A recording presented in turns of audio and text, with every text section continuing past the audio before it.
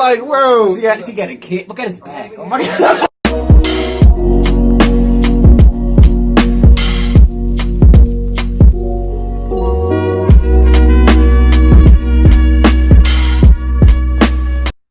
Yeah, what's up, y'all? Welcome back to another reaction. And today we're reacting to Mandela effect, a clinical analysis. Yeah, by Let Me Know on YouTube. I actually used to watch some of his old videos. Oh, for real? Yeah, I think I seen like his Star Wars top 5 or top 10 video. He's pretty funny though. I like him, like he be cracking with jokes and shit. So yeah, over the years, you would always hear people talking about the Mandela effect, but I never really I don't know put that much effort into learning about it. Apparently parallel universes and shit. Yeah, I don't know. Imagine it. If you're enjoying the reaction, make sure you hit that like button, subscribe, and share, man. So we're 10K subscribers. Really appreciate that support. We're gonna hop right into this video. Let's go. Just let me know. Just let me know.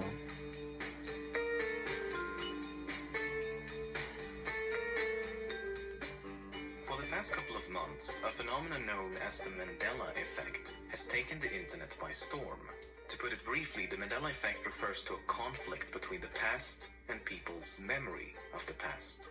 The term was coined by self-described paranormal consultant Fiona Broom in late 2009 and refers to a widespread misconception that former South African President Nelson Mandela died in the 1980s while he was incarcerated.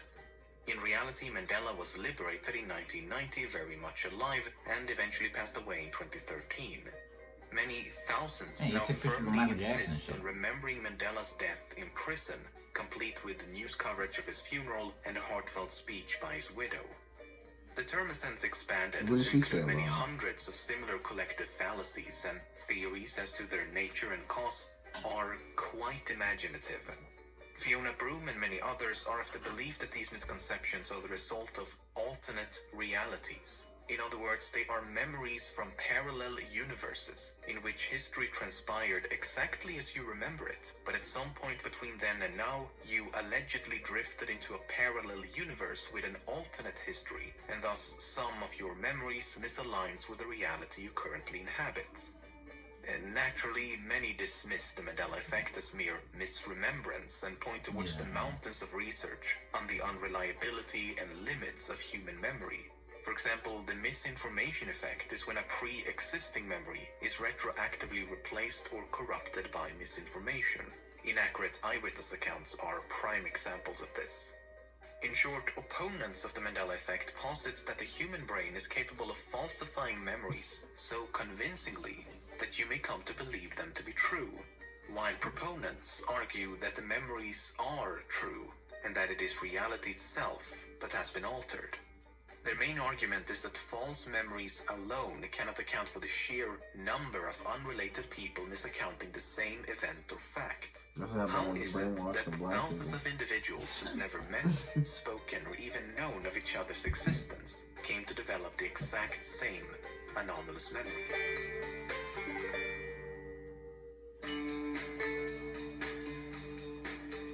In the 1979 James Bond film Moonraker, there's a short sequence in which the villain named Jaws and his love interest Dolly have a heartfelt moment. The character Jaws is known as such as his teeth are made out of metal, and as they both smile upon one another, many viewers recall how Dolly wore braces as if to complement his metal teeth. In reality, Dolly is totally braceless throughout the film. Proponents claim this is a clear example of how history has been altered, either through paranormal means or by retroactive tampering of the movie. Many have since tracked down various articles, comments, videos, etc. that do in fact describe Dolly as having braces, which they claim to be residue from this alternate reality that they remember. For example, a Finnish commercial from 2006 is alluding to this scene, and the actress portraying Dolly is indeed wearing braces. Another example is a website from 2004 that describes Dolly as a short blonde girl with pigtails, glasses, and braces. On the other hand, this could merely be examples of the misconception's extensiveness. After all, this delusion is likely around for decades, and the author of a Usenet post from 1999 expressed the exact same confusion. I did some digging of my own, and it didn't take long until I found this.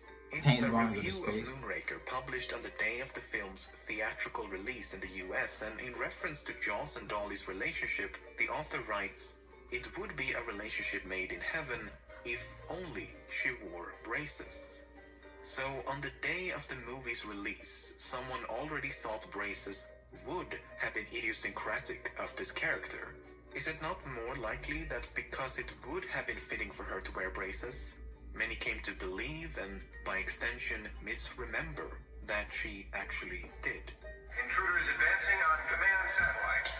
Oh, That's One a of the most German frequent thing. examples of the Mandela effect is the Berenstain Bears. It's a children's book and animated TV series popular in the US and features a family of anthropomorphic now this one is bears. like, I remember. However, many remember the name as Berenstain and not Berenstain. I also Yeah, find it to be what? the most simple to explain. No, First of all, I always actually heard had to Berenstain re-record this segment multiple times Maybe as just I like found people say, I myself heard pronouncing it Berenstain, I'm just thinking, Berenstain, oh, yeah. even when I should be saying Berenstain, Berenstain, and yeah. I've never even heard of the franchise before making this video. Secondly, in their autobiography, one of the creators of the Berenstain Bears I remember mentioned how reading an those. elementary teacher did not believe Berenstain was a real surname, and instead called him Bernstein. Thirdly, the son of the creators has said that barely anyone pronounced it correctly when he was growing up, and he was most frequently called Berenstein or Bernstein.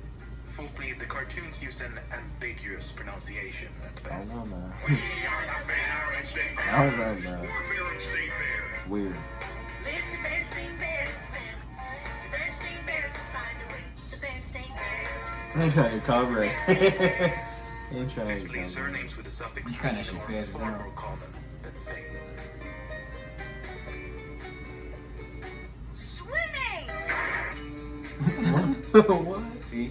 Mirror, mirror on the wall is a quote commonly associated with the 1937 animated film Snow White and the Seven Dwarfs. Except that is not the correct quote. Magic mirror on the wall, who is the fairest one of all? This would be strange if it wasn't for the fact that this is an adaptation and the original source material reads Mirror, mirror on the wall.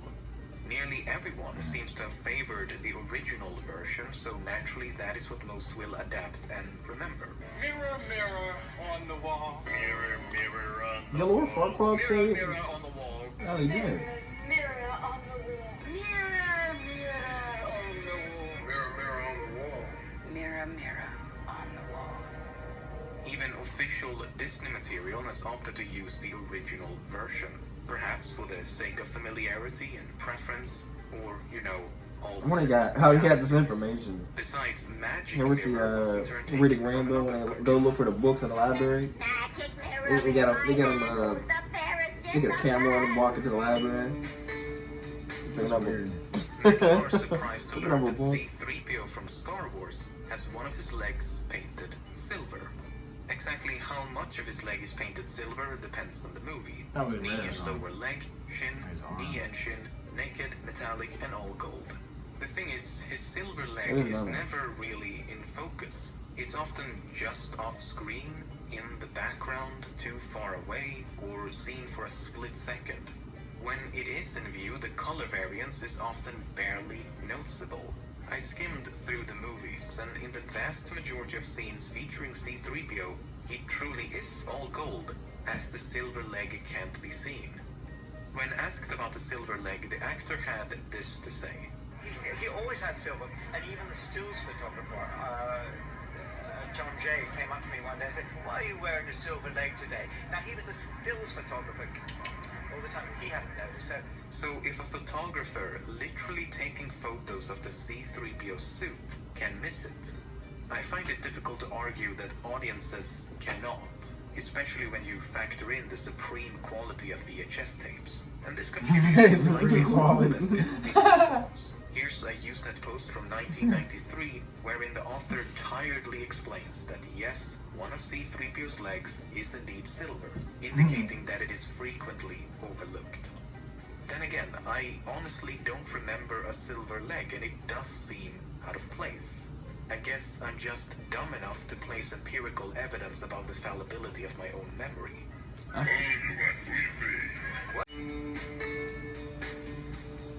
Henry Ford is satirical racist. He hated the Jews. For real? Yeah, he was very racist. He openly supported the Nazis. Oh snap. He even tried to. I think he even tried to like help attempt a coup in the United States. I don't know. That might have been an earlier plot. I think it was like a business plot, which hasn't even been proven.